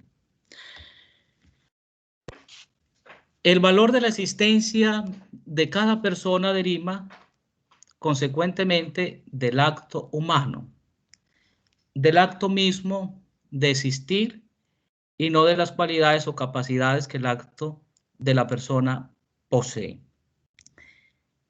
Esto se los explico. El valor de la existencia de cada persona humana, ¿de dónde deriva? Deriva consecuentemente del acto humano. ¿Cuál es el principal acto humano? El existir, el vivir, ¿ya? Ya de ese acto mismo de existir y no de sus cualidades o de sus capacidades, que incluso se los compartía porque esta frase es del personalismo ontológico, radica el valor de la existencia de cada persona. No de sus cualidades, no de sus capacidades, no de lo que pueda hacer, no de lo que pueda lograr, no de lo que pueda, de lo que pueda realizar, no. El valor de la existencia de cada persona humana deriva consecuentemente del acto humano, de ser humano, ¿ya? Y esto no es una simple convicción que deriva exclusivamente de la fe o del cristianismo o de la iglesia, no, o de un contexto religioso. Es un acto que corresponde, a la ley natural, ¿ya? Es un acto que corresponde a la ley natural, que el valor de cada persona, el valor de la existencia de cada persona derive del acto de ser humano, ¿ya? Rápidamente les voy a hablar un poco de esta sacralidad de la vida en la palabra de Dios, en la Biblia, rápidamente. La sacralidad de la vida humana en la Sagrada Escritura. Hay muchos textos bíblicos, demasiados textos bíblicos, tanto del Antiguo como del Nuevo Testamento, del canon bíblico, que nos hablan de la sacralidad de la vida. Incluso desde el primer texto bíblico, que es muy conocido por todos, cristianos y no cristianos, del libro del Génesis, se nos habla de la creación y ahí de una forma indirecta nos muestra la sacralidad de la vida por ser creación de un ser trascendental, a quien nosotros los cristianos denominamos Dios, ¿ya? Los textos bíblicos subrayan el carácter sacro y también el carácter inviolable de la vida. en todos los variados contextos y desde todas las perspectivas más diversas. Desde los comienzos de la historia humana, la Sagrada Escritura siempre ha proclamado y ha defendido la sacralidad de la vida humana. Si nos vamos, por ejemplo, al Antiguo Testamento, el texto que yo les compartía en el libro del Génesis, en el capítulo 1, allí en el libro del Génesis nos encontramos con Dios, ¿ya? Creador del hombre a su imagen y semejanza. Por ejemplo, si nos vamos al libro también del Génesis, pero ya en el capítulo 4, en el versículo 8, se nos habla un poco de la muerte de Abel, que Abel es la personificación de lo que hoy denominamos con el término hermano, ¿ya? En manos de su hermano Caín, que se revela al ser humano que se convierte en enemigo de sus semejantes. Ustedes seguramente han escuchado este texto, si no, en la próxima encíclica que van a leer, ahí se les va a aclarar un poco para parte de este texto para hablar de la sacralidad de la vida. Es un texto muy bonito que les va a servir un poco a ustedes. Se revela al ser humano que se convierte en enemigo de sus semejantes y aquí precisamente también muestra el rechazo de Dios a la maldad de este fracticidio. El término fracticidio, se lo voy a explicar. Fracticidio. Fracticidio es la muerte entre hermanos. Fracticidio, frate, viene de frateri, que es otro término de latino que significa hermano. Isidio, homicidio, significa la muerte o el asesino que se produce entre hermanos, un asesinato que se produce entre hermanos, ¿ya? Cuando ustedes escuchen ese término, fratricidio, ustedes ya saben, el término fratricidio es la muerte, es el asesinato que se da entre hermanos, ¿vale? Que es lo que nos narran el libro del Génesis con la muerte de Abel, ¿cierto? Hermanos de su hermano Caín, que seguramente ustedes también lo han escuchado en algún momento de sus vidas. Y cómo el hermano se convierte en enemigo de sus mismos semejantes. Y esto se sigue dando hoy. Como nosotros los seres humanos, que somos hermanos, no de sangre, pero somos hermanos por pertenecer a la especie humana, nos matamos los unos con los otros. Y no los matamos simplemente quitándonos la vida, sino también cuando vamos en contra de la dignidad, de los derechos fundamentales de nosotros mismos, cuando pasamos por encima de la esencia fundamental de cada uno de nosotros de ser persona. Eso también se convierte en un fratricidio, ¿ya? Todo aquello que va en contra del hermano. Y esto sucede hoy en el mundo contemporáneo de muchas formas y maneras.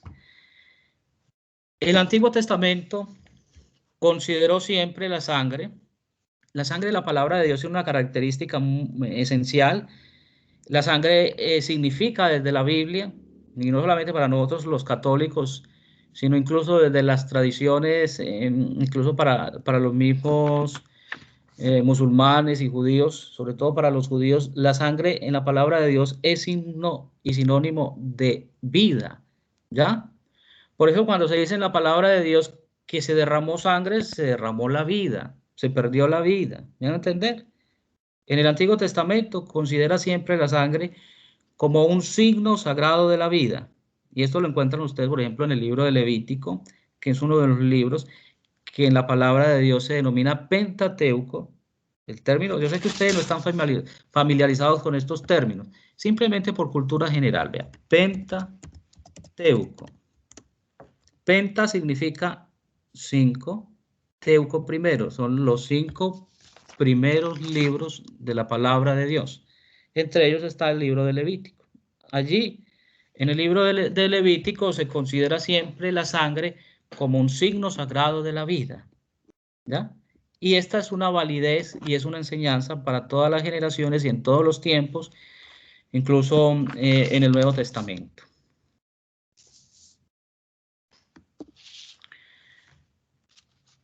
Bueno, hay una ley que para los judíos era fundamental.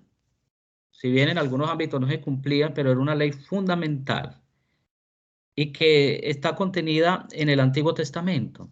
Desde el Antiguo Testamento, el homicidio. Acuérdese que el homicidio voluntario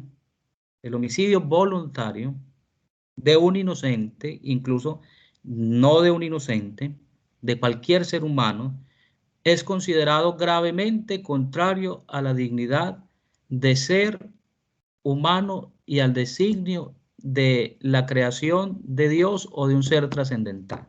¿Ya? De tal forma que la vida siempre ha sido defendida desde los principios de la creación.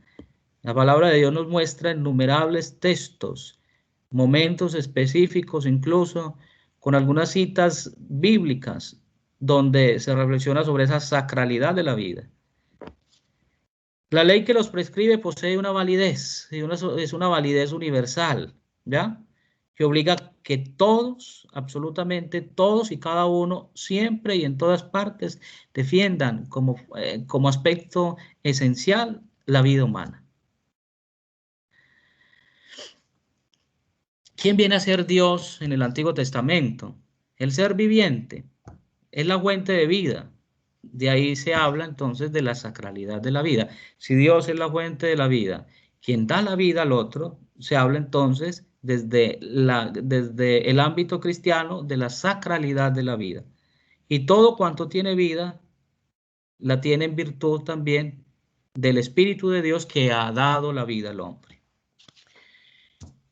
Y en el Nuevo Testamento,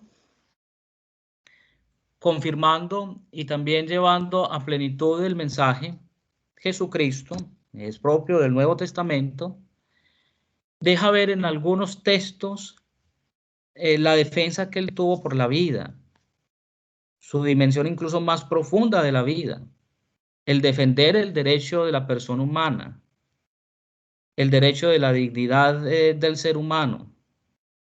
Jesucristo fue un gran defensor de los derechos humanos, eso nadie lo puede negar. Sobre todo fue un gran defensor del derecho de la mujer en el pueblo judío. El pueblo judío en aquel entonces era un pueblo muy machista,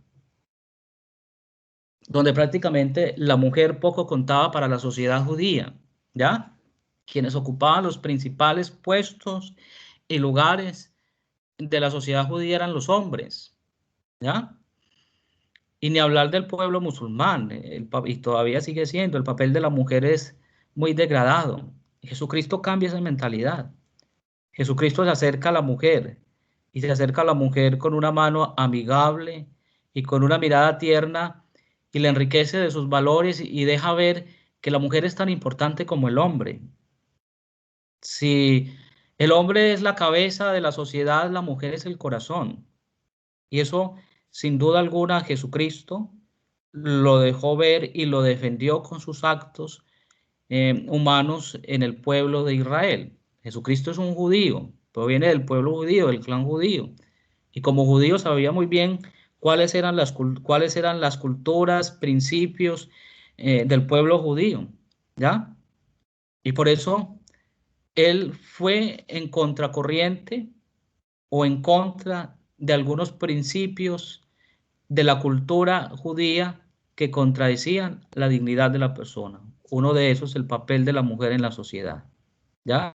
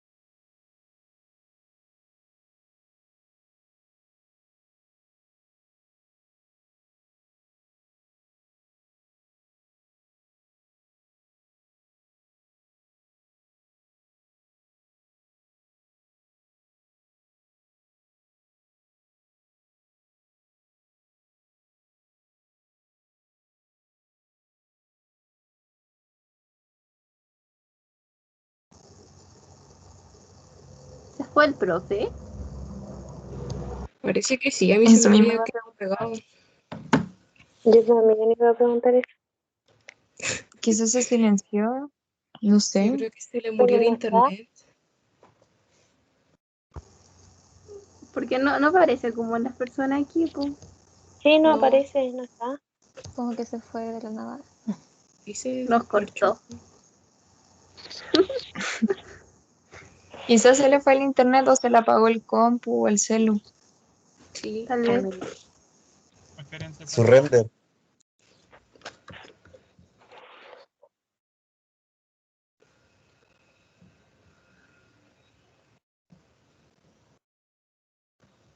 Ahí volvió. Hola, profe, se había ido.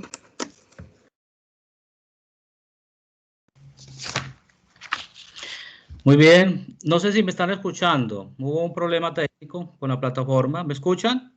Sí, Sí, Ok. ahora sí se escucha y se ve. Perfecto. Sí. Muy bien, entonces, se me olvidó en qué iban. ¿Me recuerdan, por favor? estaba hablando sobre cómo Jesús fue en contra de ciertas como tradiciones en el pueblo judío porque comenzó a prestar ayuda y bueno, a mirar a la mujer como una persona que tiene valor en la sociedad. Bueno, y lógicamente este papel de Jesucristo sigue siendo un papel actual. Hoy vemos, sobre todo, cómo todavía hay algunas actitudes machistas que van en contra del papel de la mujer, donde siempre el cristianismo ha estado en contra de todo aquello que afecte no solamente a la mujer, sino que afecte a la persona humana en su integralidad, en sus derechos fundamentales y esenciales como persona humana. Su dimensión más profunda se resume en dos exigencias. La caridad, el término caridad proviene del término latino caritas, que es una acción. ¿Me escuchan? Que es una Sí, acción que va en favor de la persona. Amor es caridad, ¿ya? Caridad para el pueblo griego había como diferentes tipos de caridad o de amor. El pueblo griego utilizaba los siguientes términos. El término piglia, que es una clase como de caridad o de amor entre hermanos, familiar. El término eros, que es un amor entre comillas desorganizado, sensual, sexual. Y el término ágape, que es un amor pleno, que es el amor cristiano, que nos enseña Dios en la palabra de Dios, ¿ya? Que sale al encuentro del hombre siempre para defender al hombre en su ser integral. Algunos textos bíblicos, por ejemplo, donde Jesús nos deje ver esto, de lo que yo les estoy hablando, de la defensa de la vida y de la sacralidad de la vida. Por ejemplo, si nos vamos al Evangelio de San Mateo en el capítulo 5, versículo 21, que es un texto que se denomina el Sermón de la Montaña, el Señor nos recuerda un precepto, antiquísimo del Antiguo Testamento, el precepto de no matar, y que nosotros conocemos como mandamiento, ¿ya?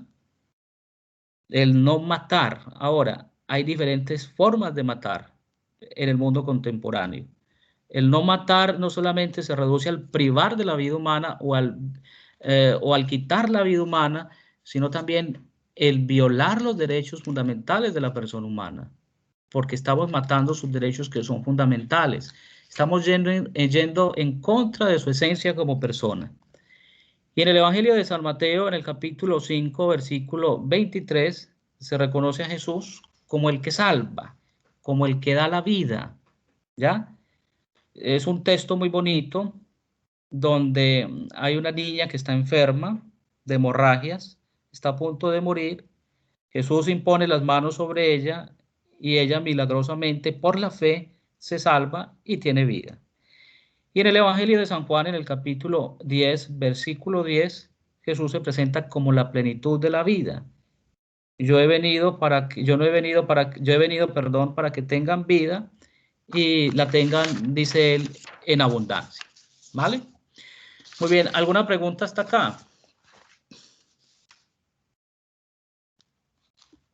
Si no, para comenzar entonces con el otro tema que ya es hablar propiamente de lo que es la ética.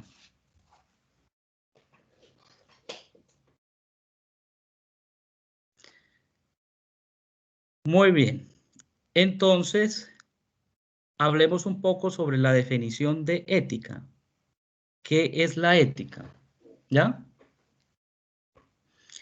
Mire, la palabra ética proviene de la palabra griega ethos. Seguramente ustedes ya lo han escuchado, ¿cierto? Sí. De la palabra griega ethos. Se lo voy a escribir acá. Ethos. De ahí proviene la palabra ética, ethos. ¿Ya? ¿Quién fue el primero en utilizar esta palabra? El primero en utilizar esta palabra fue el poeta Homero. ¿Ya? ¿Cómo entendía el poeta Homero el término ethos? Entendía por ethos un lugar habilitado por hombres y animales. Aludía de alguna forma a la residencia y a la morada, al lugar donde se habita. ¿Me hago entender? Forma sencilla. La palabra ética proviene del término griego ethos, ¿verdad? El primero que lo usó, ¿quién fue? El poeta griego Homero.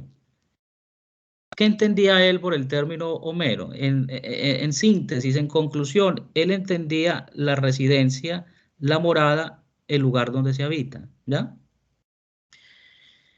En este sentido primogénito, primitivo, original, un gran filósofo de la filosofía contemporánea llamada Martin Heidegger, seguramente ustedes han escuchado de él, un pensador contemporáneo, en su carta sobre el humanismo, al comentar un fragmento del filósofo presocrático Heráclito, habla del ecto como la sustancia, perdón, como la estancia, como el lugar donde se mora. Y por ello, en esta carta sobre el humanismo, dice que la morada o ethos del hombre es el ser, ¿ya? Martin Heidegger es un filósofo y pensador, es el filósofo y pensador más importante, sin duda alguna, del siglo XX.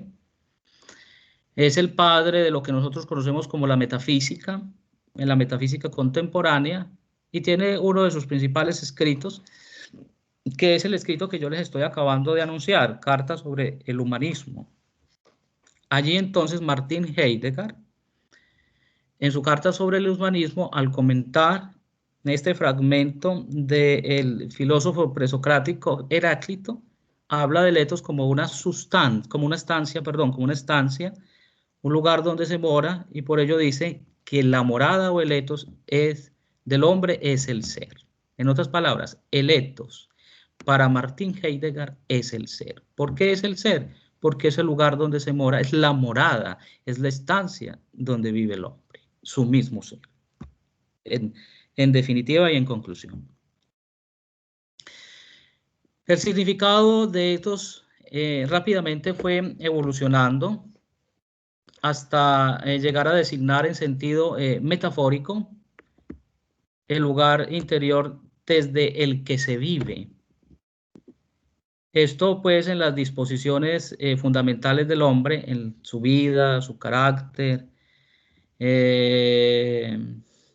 Otra interpretación, por ejemplo, interesante sobre la palabra ethos, se encuentra en un filósofo griego que se llama Zenón de Sitio, como suena, Zenón de Sitio, un filósofo griego. También un filósofo de la escuela filosófica que nosotros conocemos como el estoicismo, ¿se acuerdan? Las ramas de la filosofía. Están los presocráticos, ¿ya?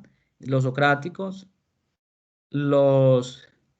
después sigue el estoicismo, después del estoicismo sigue otra rama que se llama la medievalidad, la modernidad, la contemporaneidad, y después lo que estamos viviendo hoy actualmente que se denomina la posmodernidad, ¿ya? Este filósofo griego Zenón de Sitio, que es un filósofo helenístico, ¿ya? Estoico,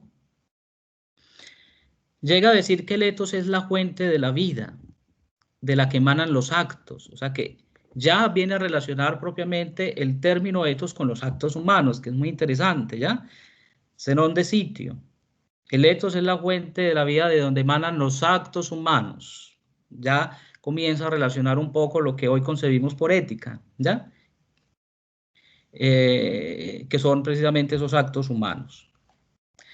Y la acepción más conocida y difundida de este vocablo ethos se presenta a partir de Aristóteles, ¿ya? Ligado a un conocimiento llamado precisamente ética. Aristóteles tiene un libro, una obra que se llama La Ética Nicomaquea. Ustedes la han escuchado seguramente, ¿cierto? Según esta acepción, ethos para Aristóteles significa temperamento, carácter, hábito, modo de ser. ¿Mm? Lo que sí podemos llegar a concluir es que el ethos para la tradición griega tiene un punto cumbre en Aristóteles, ¿ya? ¿Por qué un punto cumbre en Aristóteles? Porque es el primer pensador de la historia de la filosofía que viene a relacionar ethos con el temperamento, con el carácter, con los hábitos, con el modo de ser. En otras palabras, con las habilidades y con las actitudes humanas, ¿ya?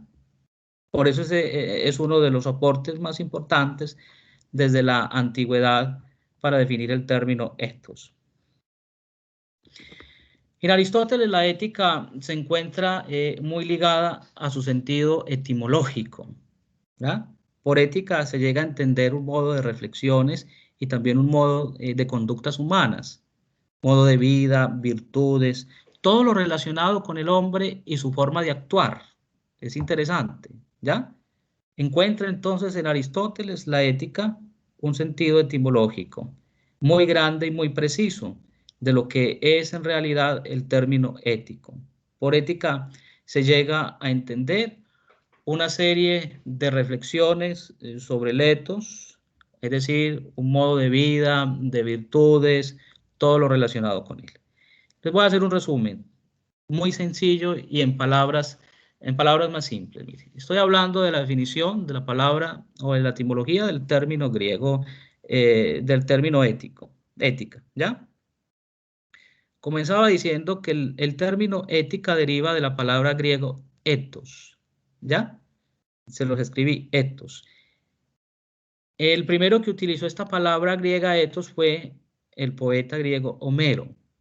¿Y qué entendía él por ética o qué entendía él por ethos? El lugar donde habita el hombre, su residencia, su morada, ¿ya? En este sentido primitivo original, Martin Heidegger, yo les explicaba, Martin Heidegger es un pensador contemporáneo más importante, uno de los más importantes del siglo XX, padre de lo que nos denominamos metafísica, y en una de sus principales obras que se denomina El humanismo, ¿ya?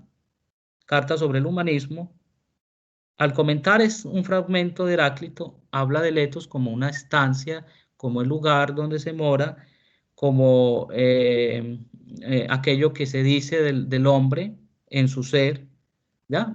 Que va muy relacionado con lo que de alguna forma decía Homero. Ya, el significado de ethos fue evolucionando en la historia de la filosofía, adquiriendo un sentido metafórico. Este sentido metafórico del lugar interior donde se vive, a la disposición fundamental del hombre en su vida, en su carácter, su forma de pensar, su forma de actuar, su forma de ser, ¿ya? Uno de los grandes aportes que se da a la definición de ética fue Aristóteles, ¿ya? Les decía que sin duda alguna Aristóteles llegó a esta definición y a este conocimiento precisamente de lo que es ética, en una de sus obras que se llama La Ética Nicomaquea, que es una de las principales obras y aportes que surtió Aristóteles para la historia de la filosofía. Según esta acepción allí, Aristóteles vino a definir la ética como el temperamento, como el carácter, como los hábitos, como el modo de ser, ¿ya? Ética para Aristóteles es todo aquello que va ligado al modo de vida y a las virtudes del ser humano. Todo lo relacionado con el hombre, su forma de pensar, su forma de actuar, su forma de ser, sus virtudes, Todo eso es ética para Aristóteles, ¿ya? Pero Aristóteles hacía una distinción muy clara sobre dos tipos de ética. Una ética que es por excelencia humana o virtudes, una virtud ética o una virtud moral, ¿ya? O simplemente hacía hacía una comparación y a la misma vez una identificación sobre lo que es ética y sobre lo que es moral, que son dos términos totalmente distintos. Una cosa es la ética y otra cosa es la moral. La ética nos compete a todos los seres humanos, independientemente de lo que seamos, de nuestras creencias, de nuestra situación cultural, social, mientras que la moral sí va muy ligada a la espiritualidad, a la religiosidad, a las expresiones culturales, sociales. Hay muchas expresiones de la moralidad. Lo que para mí puede ser bueno, para otra cultura de la sociedad puede ser malo. Ya, eso es la moral.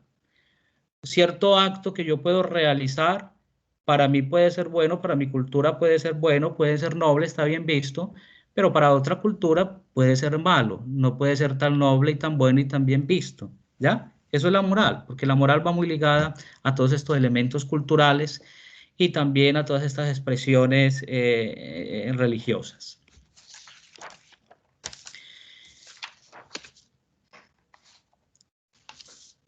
Las virtudes éticas o morales.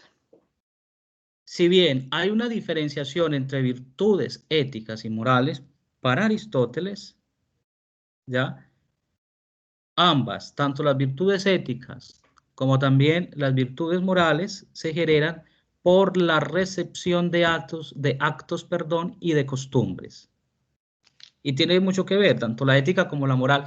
¿Cómo se genera la ética y la moral? Por una repetición de actos, de costumbres, que esto obedece también a nuestros principios espirituales, religiosos y culturales, ¿ya? Pero sobre todo más la moral que la ética. Bueno, yo creo que vamos dejando hoy hasta acá. Vamos a leer una encíclica para la próxima semana que se llama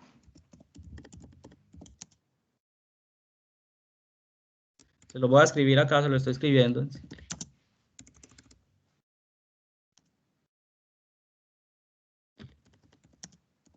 Evangelium Vitae. Disculpe, profesor. Hola. ¿Usted tiene acceso al UCM virtual?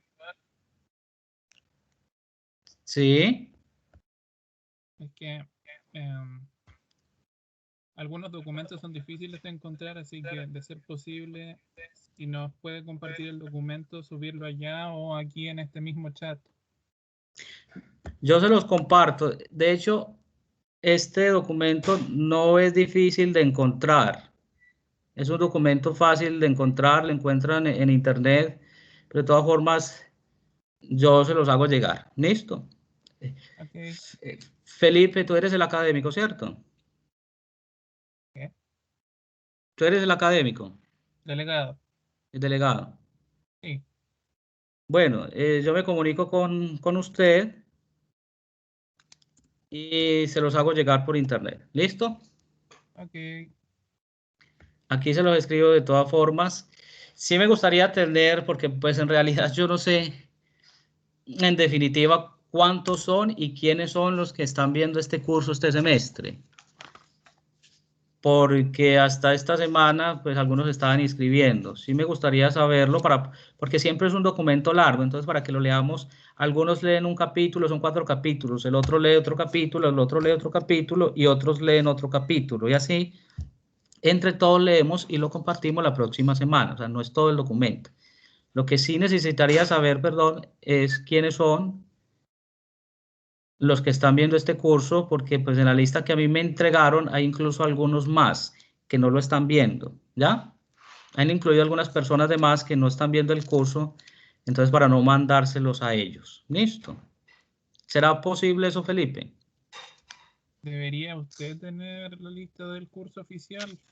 Yo tengo la lista, sí, la lista que me enviaron, Felipe, fue una lista donde aparece gente de más, Por eso algunas personas yo les envié la invitación para la clase, pero pues no iban a ver el curso. O si no, pues yo hago ahí la distribución, estén o no estén. Listo. Ya los que estén leen y los que no, pues se supone pues que no van a tener acceso a ello. ¿Vale?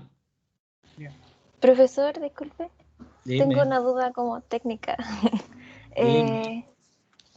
El tema de las evaluaciones, ¿cómo iba a ser? O sea, porque mencionó que, por ejemplo, trabajo en pareja o cosas así, pero ¿cómo va a ser el tema de la...? Mire, eso va cambiando mucho. Yo en realidad no soy muy...